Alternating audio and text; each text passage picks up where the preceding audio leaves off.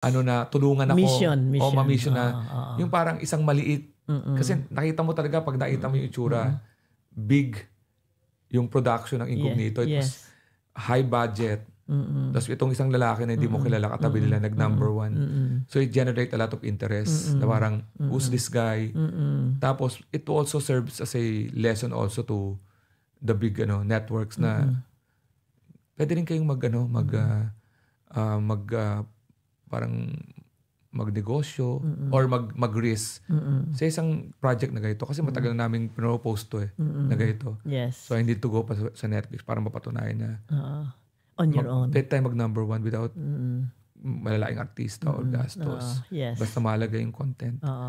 Yun. Siyempre, yung mga validation doon was also the comments of the audience. Na natawa sila, relate sila, from mayayaman na English yung sa akin na there's this one comment na I don't know this technically pero siya, parang sabi niya, Alex used a 3-part in his comedy, in his Netflix comedy. He did the 3-part style. There, Chekhov's gun. Gumamit siya ng Chekhov's gun where he plays and then he used it at the third.